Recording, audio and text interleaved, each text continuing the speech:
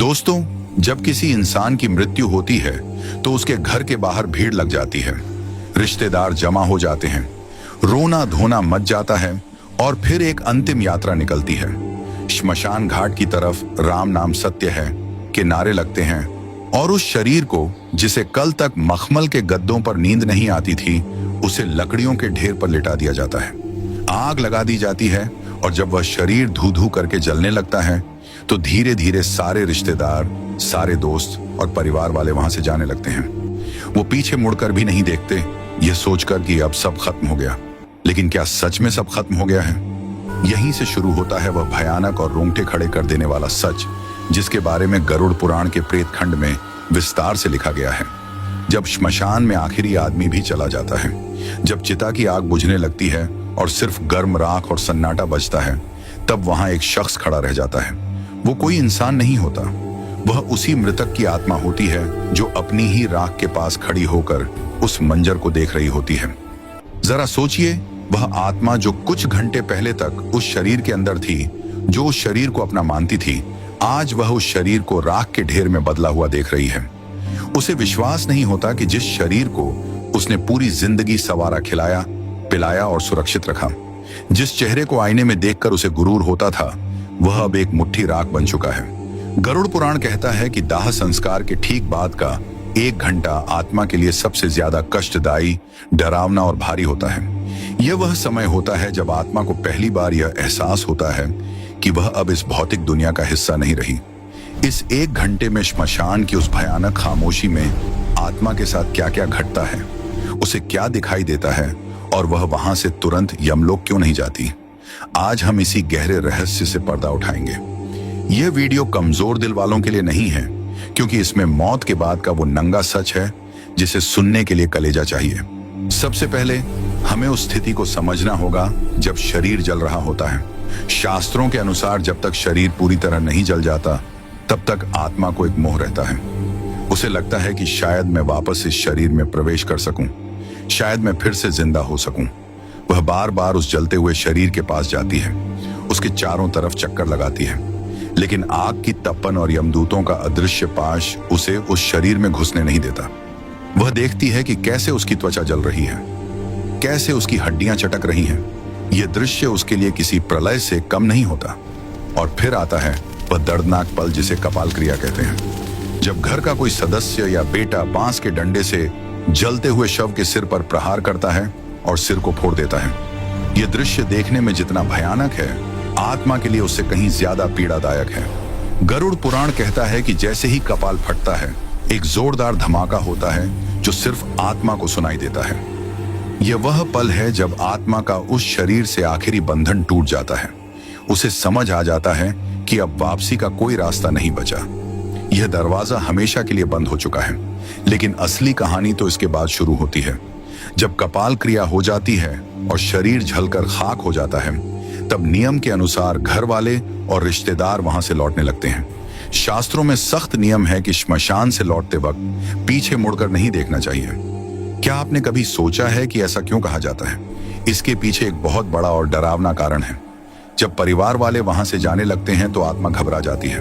उसे लगता है कि यह लोग मुझे इस सुनसान और डरावनी जगह पर अकेला छोड़कर कहां जा रहे हैं। वह चिल्लाती है, आवाज देती है कि रुको, मुझे भी साथ ले चलो, मैं यहाँ अकेला नहीं रह सकता, मुझे डर लग रहा है। लेकिन उसकी आवाज किसी को सुनाई नहीं देती, क्योंकि अब वह आवाज हवा में गूंजने वाली ध्वनि नहीं, बल्कि एक कंपन है। वह आत्मा दौड़ती है, अपने बेटे को पकड़ने की कोशिश करती है, अपनी पत्नी या पति को आवाज देती है, उनके कपड़ों को पकड़ने की कोशिश करती है, लेकिन उसका हाथ उनके शरीर के आर पार निकल जाता है। वो किसी को छू नहीं सकती, किसी को रोक नहीं सकती। और जब वह देखती है कि उसके अपने ही लोग, जिनके लिए उसने पूरी जिंदगी पाप किए, झूठ बोला, बेईमानी की, रात दिन एक करके पैसा कमाया, वो आज उसे एक अनजान जगह पर राख के ढेर के पास अकेला छोड़कर जा रहे हैं, तब उसे जीवन का सबसे बड़ा धोखा महसूस होता है। उसे समझ आता है कि दुनिया का कोई भी रिश्ता आखिर तक साथ नहीं देता। सब मतलब के साथी थे, जैसे ही शरीर ने साथ छोड़ा, सब ने मुंह मोड़ लिया। अब सवाल आता है कि आत्मा उस श्मशान में 1 घंटे तक क्यों रुकती है? वह तुरंत उनके पीछे क्यों नहीं जाती? गरुड़ पुराण के अनुसार शमशान भूमि भगवान शिव का निवास स्थान मानी जाती है, लेकिन यह अतृप्त आत्माओं, भूतों और पिशाचों का गढ़ भी है। जब कोई ताजा मृत्यु होती है तो उस आत्मा के चारों तरफ एक सुरक्षा कवच होता है जो उसे कुछ समय के लिए श्मशान की नकारात्मक शक्तियों से बचाता है। लेकिन जैसे जैसे समय बीतता है वह कवच कमजोर पड़ने लगता है।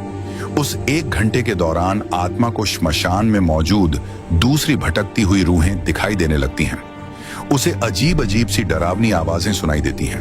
वो देखती है कि वहां कई ऐसी आत्माएं हैं जो सैकड़ों सालों से मुक्ति के लिए तरस रही हैं, जो भूख और प्यास से तड़प रही हैं, जिनका शरीर विकृत हो चुका है। कुछ आत्माएं हवा में तैर रही होती हैं तो कुछ जमीन पर रेंग रही होती हैं। वह नई आत्मा को देखकर उसकी तरफ लपकती है, उसे डराने की कोशिश करती है। यह दृश्य देखकर वह नई आत्मा डर के मारे कांपने लगती है। वह छिपने की जगह ढूंढती है, लेकिन श्मशान के खुले मैदान में छिपने की कोई जगह नहीं होती। उसे अपनी गलतियों का, अपने पापों का पछतावा होने लगता है। वह सोचती है कि काश मैंने जीवन में कुछ पुण्य किया होता, काश मैंने भगवान का नाम लिया होता तो आज मुझे यह दिन नहीं देखना पड़ता। गरुड़ पुराण कहता है कि उस 1 घंटे में आत्मा को यमदूत तुरंत नहीं पकड़ते। वह उसे छोड़ देते हैं ताकि वह अपनी आंखों से देख सके कि जिस शरीर और जिस संसार पर उसे इतना घमंड था उसकी असली औकात क्या है। यह श्मशान वैराग्य का क्षण होता है, आत्मा को यह एहसास दिलाने के लिए कि तूने क्या खोया है और क्या पाया है। उसे वहां रुकना पड़ता है। उस समय आत्मा को एक बहुत ही विचित्र अनुभव होता है। उसे समय का ज्ञान नहीं रहता। जो हमारे लिए 1 घंटा है वह उस आत्मा के लिए कई दिनों के बराबर लगता है। उस अकेलेपन में, उस सन्नाटे में उसे अपने जीवन की रील दिखाई देने लगती है। गरुड़ पुराण इसे जीवन समीक्षा या लाइफ रिव्यू कहता है। बचपन से लेकर जवानी तक और जवानी से लेकर बुढ़ापे तक उसने जो भी कर्म किए, चाहे वह बंद कमरे में किए हो या सबके सामने, सब कुछ उसकी आंखों के सामने तैरने लगता है।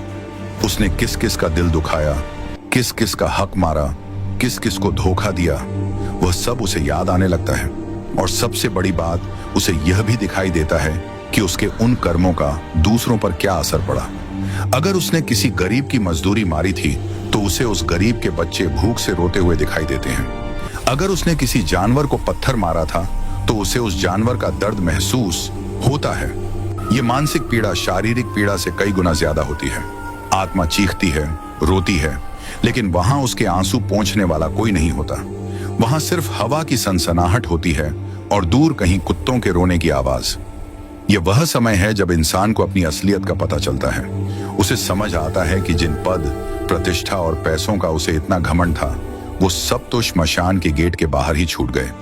अंदर तो सिर्फ वह और उसके कर्म ही आए हैं। श्मशान की उस भूमि पर खड़े होकर आत्मा देखती है कि उसके शरीर की राख अब ठंडी हो रही है। वो उस राख को छूने की कोशिश करती है। उसे याद आता है कि इसी शरीर पर वह महंगे कपड़े पहनती थी, इसे इत्र से महकाती थी, लेकिन आज यह राख हवा में उड़ रही है और कोई इसे समेटने वाला भी नहीं है। यह शून्यता उसे तोड़ देती है। लेकिन कहानी यहीं खत्म नहीं होती। जब वह 1 घंटा बीत जाता है और परिवार वाले घर की तरफ काफी आगे निकल चुके होते हैं, तब आत्मा का मोह फिर से जागता है। वह डरती है, घबराती है और भागते हुए अपने परिवार के पीछे जाती है। वह देखती है कि उसके बेटे और भाई बातें करते हुए जा रहे हैं। वह उनकी बातें सुनने की कोशिश करती है।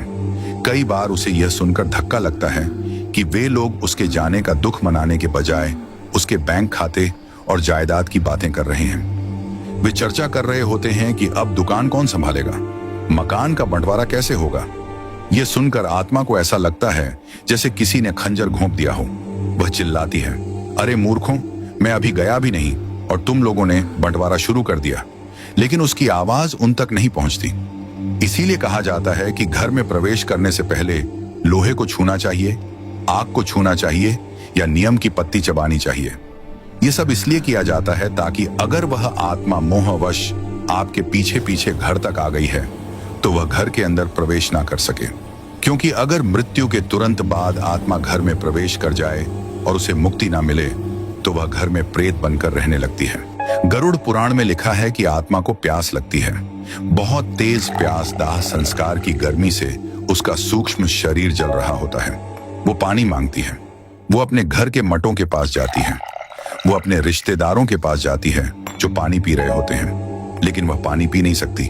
उसकी गर्दन, जिसे गरुड़ पुराण में सुई की नोक जैसा बताया गया है, इतनी पतली हो जाती है कि वह पानी की एक बूंद भी निगल नहीं पाती। यह सजा है उस मोह की जो उसने जीवन भर पाला था। उसे भूख लगती है, वह अपने घर की रसोई में जाती है जहां उसका मनपसंद खाना बनता था, लेकिन वह उसे खा नहीं सकती। वह सिर्फ उसकी खुशबू ले सकती है। ये बेबसी उसे तोड़कर रख देती है। उस 1 घंटे के बाद जब आत्मा अपने घर पहुंचती है तो वह वहां का नजारा देखती है। वह देखती है कि लोग उसकी फोटो पर माला चढ़ा रहे हैं, कुछ लोग उसके जाने का दुख मना रहे हैं, तो कुछ लोग उसकी संपत्ति, उसके पैसे और उसके बंटवारे की बातें कर रहे हैं।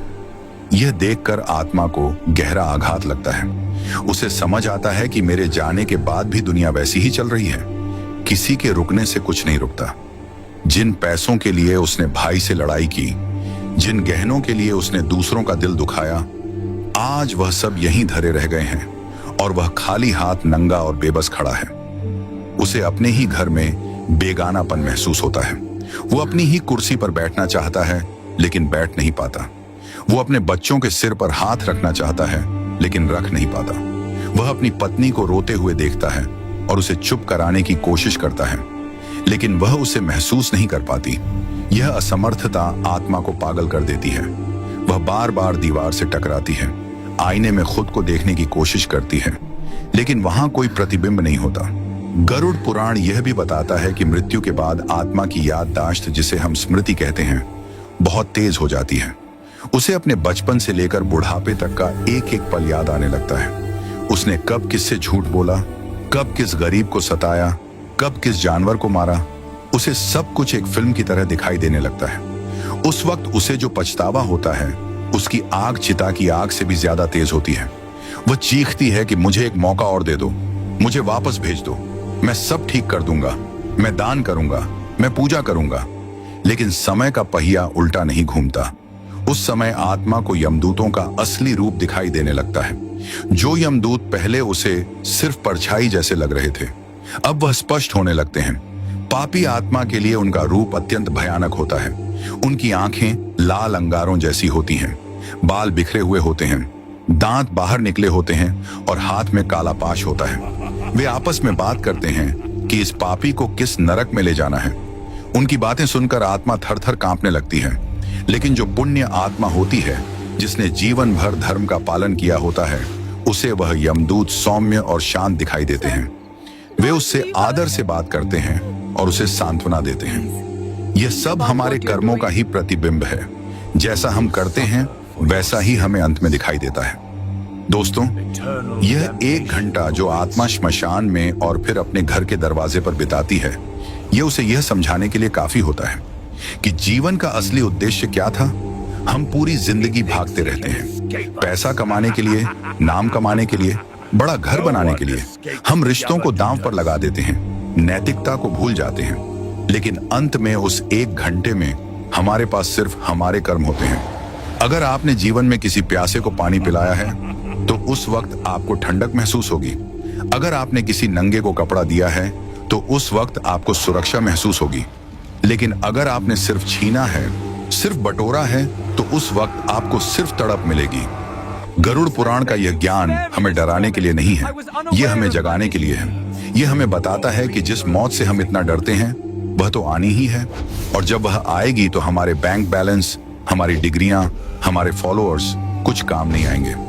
उस 1 घंटे में जब हम अपनी ही राख को देख रहे होंगे, तब हमें सुकून सिर्फ इस बात से मिलेगा कि हमने किसी का भला किया था। इसीलिए शास्त्रों में कहा गया है कि जब तक शरीर में प्राण है तब तक शुभ कर्म कर लो, दान करो, सेवा करो और सबसे जरूरी भगवान का नाम लो। क्योंकि गरुड़ पुराण में भगवान विष्णु खुद कहते हैं कि जो व्यक्ति मेरे नाम का जप करता है उसे मृत्यु के बाद यमदूत नहीं बल्कि मेरे पार्षद लेने आते हैं। उसे शमशान की उस भयानक गर्मी और अकेलेपन का सामना नहीं करना पड़ता, बल्कि उसे एक दिव्य विमान में बैठाकर सीधे वैकुंठ ले जाया जाता है। श्मशान में उस 1 घंटे के दौरान आत्मा को कई और भी विचित्र अनुभव होते हैं। उसे वहां मौजूद पिंडी और चावल के गोलों को खाने की इच्छा होती है जो उसके पुत्र ने प्रदान किए हैं। गरुड़ पुराण के अनुसार पहले दिन का पिंडदान बहुत महत्वपूर्ण होता है। अगर विधि विधान से पिंडदान ना किया जाए तो आत्मा को बहुत भूख लगती है और वह श्मशान में इधर उधर भटकती रहती है। कभी कभी वह श्मशान के पास के पेड़ों पर लटक जाती है या पानी के स्रोतों के पास जाकर अपनी प्यास बुझाने की कोशिश करती है, लेकिन बिना शरीर के प्यास बुझना नामुमकिन है। यह प्यास शारीरिक नहीं, आत्मिक होती है, जो केवल मंत्रों और श्रद्धा से शांत हो सकती है। जो लोग श्राद्ध और पिंडदान को बेकार मानते हैं, उन्हें यह समझना चाहिए कि यह भोजन शरीर के लिए नहीं, बल्कि उस यात्रा के लिए है जिस पर आत्मा निकली है। बिना इस भोजन के आत्मा कमजोर हो जाती है और प्रेत योनि में जाने का खतरा बढ़ जाता है। एक और बात जो गरुड़ पुराण बताता है वो यह है कि उस समय आत्मा को अपने पूर्वज भी दिखाई दे सकते हैं। अगर उसके कर्म अच्छे रहे हैं तो उसके दादा परदादा जो पितृक में हैं, उसे लेने के लिए या उसे ढंढस बंधाने के लिए वहां सूक्ष्म रूप में आ सकते हैं। वे उसे कहते हैं कि डरो मत, हम तुम्हारे साथ हैं। ये मिलन आत्मा को बहुत शांति देता है। लेकिन अगर कर्म बुरे हैं तो उसे वहां सिर्फ अंधेरा और डरावनी आकृतियां ही दिखाई देती हैं। वह मदद के लिए पुकारता है लेकिन कोई नहीं आता। यह अकेलापन ही नरक की पहली सीढ़ी है। हमें यह समझना होगा कि हमारा शरीर 5 तत्वों से बना है: मिट्टी, पानी, आग, हवा और आकाश। जब शरीर जलता है तो ये 5 तत्व वापस प्रकृति में मिल जाते हैं, लेकिन आत्मा जो इन तत्वों से परे है वह वहीं रह जाती है। उसका सूक्ष्म शरीर, जिसे हम यातना शरीर भी कहते हैं, वो बना रहता है। इसी शरीर के माध्यम से वो सुख और दुख महसूस करती है। चिता की आग उसे जला नहीं सकती, लेकिन उसके कर्मों की आग उसे अंदर तक झुलसा देती है। आज की भागदौड़ भरी जिंदगी में हम इन बातों को अंधविश्वास मानकर नकार देते हैं। हम सोचते हैं कि मरने के बाद किसने देखा है, क्या होता है, विज्ञान सबूत मांगता है। लेकिन हमारे आर्ष मुनियों ने अपनी दिव्य दृष्टि से इन लोगों को देखा है और गरुड़ पुराण के रूप में हमें यह नक्शा दिया है ताकि हम रास्ता ना भटके। यह एक गाइड बुक है, एक मैनुअल है जो हमें बताती है कि इस जीवन के बाद की यात्रा कैसे करनी है। अगर हम इसे नजरअंदाज करेंगे तो नुकसान हमारा ही है। जैसे किसी अनजान देश में जाने से पहले हम वहां के नक्शे और नियमों को समझते हैं, वैसे ही मृत्यु के बाद की दुनिया को समझना भी जरूरी है।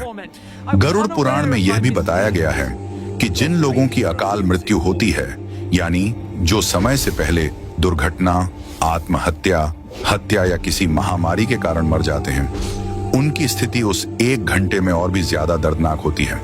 उन्हें समझ ही नहीं आता कि उनके साथ क्या हुआ। वह अपनी कटी फटी या जली हुई देह को देखकर और भी ज्यादा डर जाते हैं। उनका मोह और भी ज्यादा गहरा होता है क्योंकि उनकी इच्छाएं अभी अधूरी होती हैं। उनका जीवन चक्र पूरा नहीं हुआ होता। ऐसे में उनके लिए पिंडदान, तर्पण और नारायण बलि जैसी पूजा और भी ज्यादा जरूरी हो जाती है। अगर आपके परिवार में या जान पहचान में किसी की ऐसी मृत्यु हुई हो तो उनके नाम से विशेष पूजा या दान जरूर करना चाहिए, ताकि उस 1 घंटे की तड़प से उन्हें थोड़ी राहत मिल सके और वे प्रेत योनि में न भटके। तो दोस्तों, आज रात जब आप सोने जाएं तो एक बार सोचिएगा जरूर कि अगर कल मेरी आंख ना खुले और मैं उस श्मशान में अपनी राख के पास खड़ा रहूं तो मेरे पास खुश होने के लिए क्या होगा? क्या मेरे पास कोई ऐसा कर्म है जिसे देखकर मैं कह सकूं कि हाँ, मेरा जीवन सफल था? अगर जवाब ना है तो अभी भी देर नहीं हुई है। सांसें चल रही हैं, मतलब मौका बाकी है। आज से ही, अभी से ही अपने जीवन की दिशा बदल दीजिए। नफरत छोड़िए, प्रेम बांटिए, लालच छोड़िए, दान कीजिए और अहंकार छोड़िए, भक्ति कीजिए। अपने माता पिता की सेवा कीजिए, क्योंकि गरुड़ पुराण कहता है कि जो अपने माता पिता को दुख देता है उसे यमलोक के मार्ग में आग पर चलना पड़ता है। जो पराई स्त्री पर बुरी नजर डालता है उसकी आंखों में लोहे की सलाखें डाली जाती हैं। जो धोखे से धन कमाता है उसे वहां सांप बिच्छुओं के बीच रहना पड़ता है। यह सब रूपक नहीं है, यह वह सच है जिनका सामना हमें करना है, क्योंकि अंत में उस 1 घंटे में सिर्फ यही काम आएगा, बाकी सब यहीं का यहीं राख के ढेर में मिल जाएगा। आपके बड़े मकान, आपकी गाड़ियां, आपके गहने सब दूसरे लोग ले लेंगे। आपका शरीर भी आपसे छीन लिया जाएगा। आपके पास बचेगा तो केवल आपका स्वभाव और आपके कर्म। अगर आज की यह जानकारी, यह सत्य आपके दिल तक पहुंचा हो तो इसे केवल एक वीडियो समझकर मत भूल जाइएगा। ये एक चेतावनी है, एक संकेत है। इसे अपने जीवन में उतारिए।